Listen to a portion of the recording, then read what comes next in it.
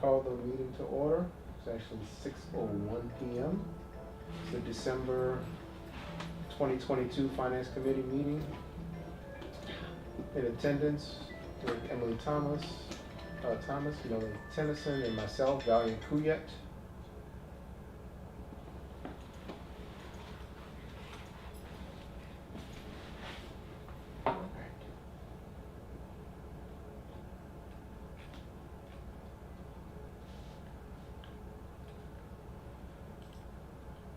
And apologies for Mike Dunn.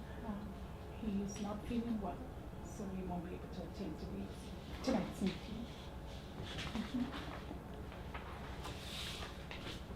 So I'll present the November financials. The school is in good shape. As of November 30th, we have a surplus of $178,384 versus our budget deficit of 367. The actual totals as far as the revenues with the 6,000, a lot of this has to do with the reimbursement, but also this is taking into account the reimbursements we're going to expect from the ESSA and title funds. Our food service income was less compared to the year-to-date budget amount.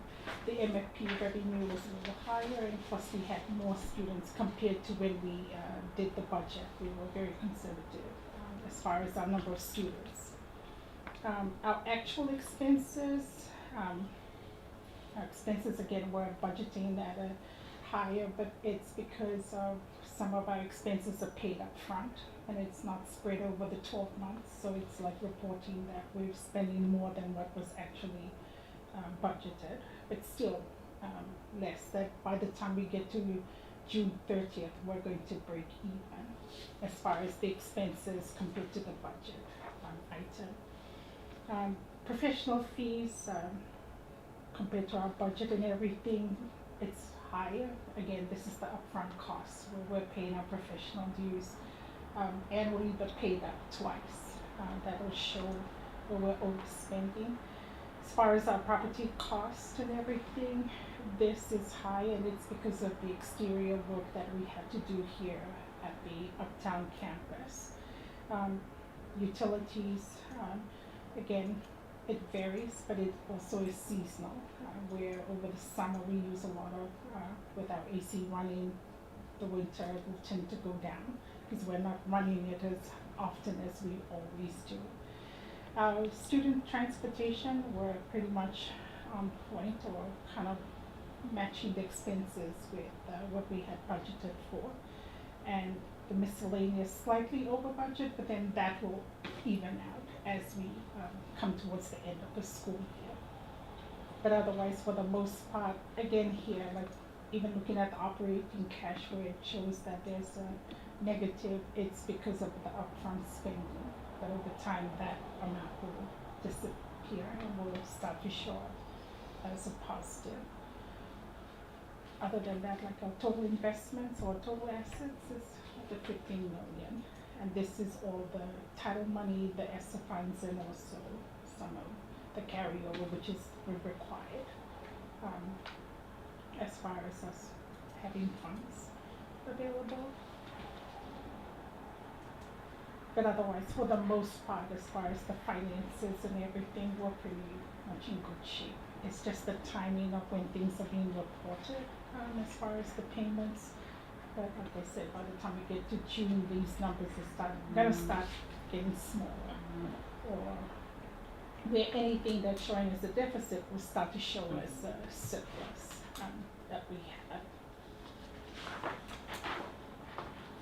Otherwise, just looking at the month-to-month expenses, the year-to-date and everything, for the most part, the variances that we have is still showing us with a positive total revenue surplus, and even with the expenses put together.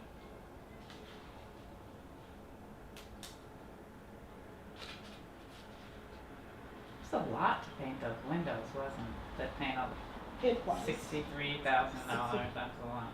Right. because it wasn't just only fixing where the paints or where the paint was peeling, it was just painting the whole thing. They would still have charged us the Mhm. rental of the lift Mm-hmm. and then the scaffolds that they had to move through. It's a big project, yeah. Mm-hmm.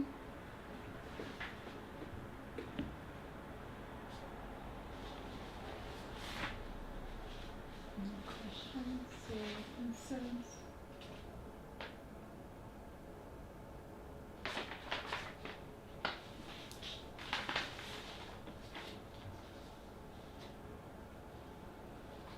Okay. Any questions from the audience? Okay, thank you, Emily. Next on the agenda, we have the review of head of school credit cards. Mm-hmm. With the head of school, I had sent that, but didn't make copies. The head of school's credit card, the two purchases we had made on the card. And again here, these are purchases that were made in October that was paid in November. And purchase made in September, paid in October. The purchase in October, this was the continental breakfast for the Greater New Orleans Collaborative. Oh, for that meeting. Yes, Mhm. with Melanie is the treasurer on that. I'm a host of that meeting. And the purchase that was made in September, that again was the academic meeting where and also the tickets to go to Kyle, who was recognized. Oh, yeah, for the New the Schools teacher. New Orleans Yes. banquet for, for Correct. people to attend. Yeah. And the other one was the registration fee, for you and Susan going to that Beloved conference. Community Yes. Conference. So there were two registration fee and the purchase for the gala tickets for Kyle, who was recognized. Kyle, Giovanni, and Alma. From the three campuses.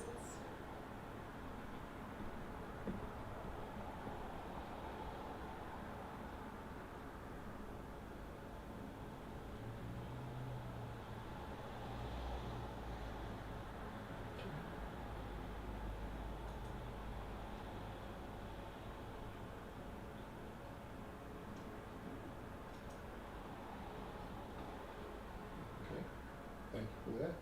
So it was two or three? Two. Two cards. September that was paid in October and October that was paid in November. I made no charges in November to be No. paid in December, so. Yes, no charges.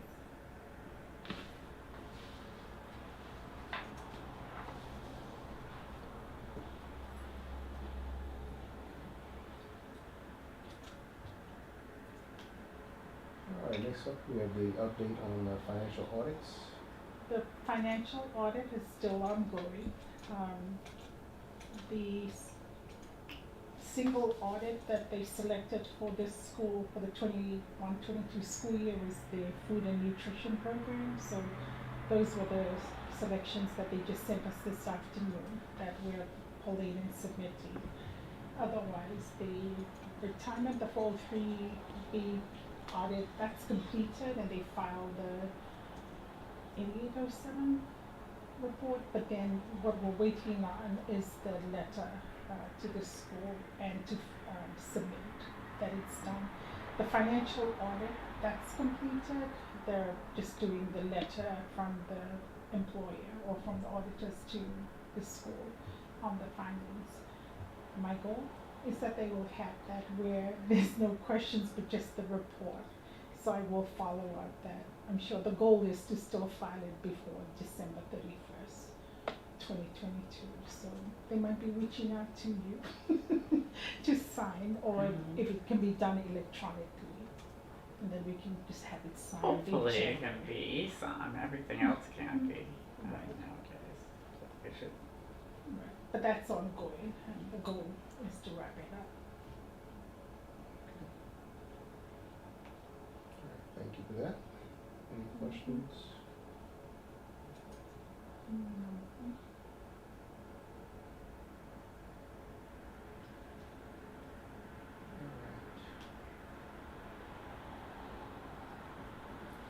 do we have any miscellaneous items? Miscellaneous, I think we should, we got an additional, payment for ESSER, in ESSER money, of ESSER money, I'm not sure, which is grammatically correct, an additional payment of ESSER funds of $323,000 or something. They just, I guess they're redistributing the money, and Emily, Mike, Javonda, Susan was there, and I met, and we were going over all of our ESSER funds and all of our federal grants, and then Javonda told us about this new money, and we decided to dedicate it to employee recruitment and retention, because the employees that have been here doing the hard work of supporting the kids, rather than try to figure out how to buy more smart boards or Chromebooks or things, you know, we decided that we would rather it go to people. So people will get, we'll just increase the payments on the payment scale that we had already put in place for them.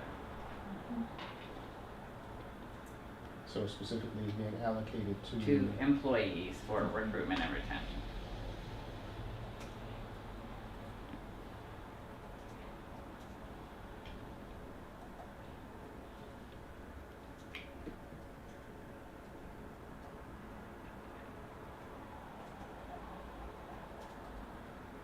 I think that's the only.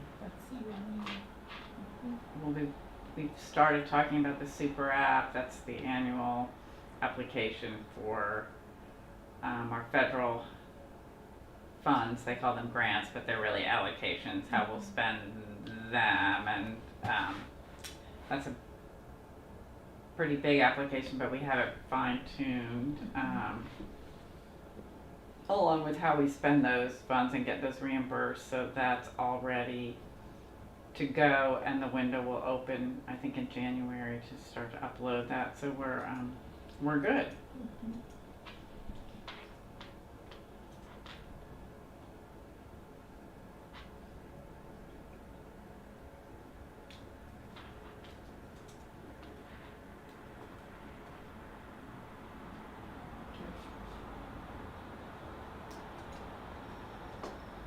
Any questions?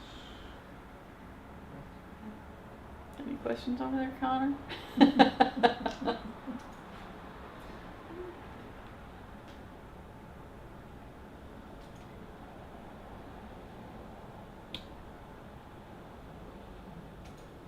We'll have our next meeting.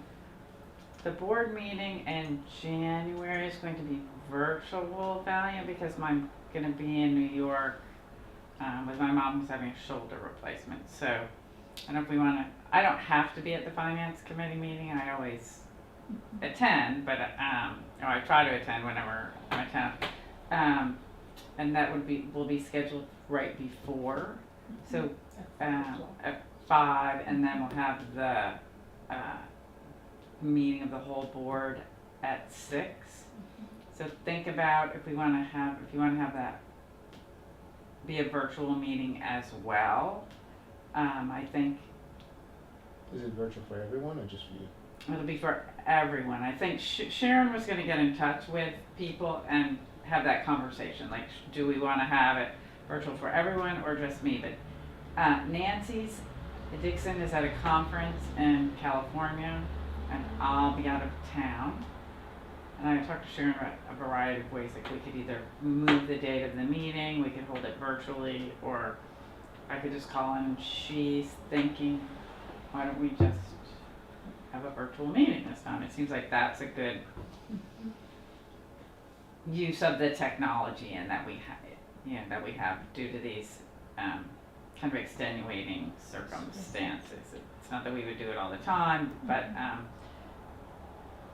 I think that a lot of people who work for nonprofits now want to try to keep that door open to have virtual meetings whenever we can, because they're better attended, they're more well attended. So this seems to be a very legitimate reason, but I think she's gonna talk to all of you about that. Okay. But then you would have to decide about the finance committee meeting. Because we'll do it virtual, we can do it, but probably move it to like either 5:30 or, will there be 2 different links, right? Or will there be 2 different one? links, and you just wanna make sure that it's, Posted, and that we, community is notified that it's a virtual meeting, not in person. is that on January 18th? Okay. Either way, it'll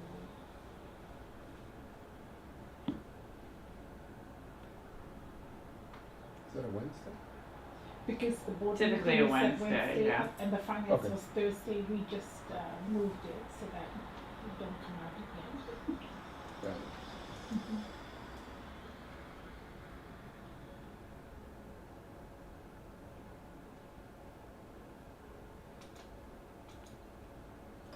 Any questions?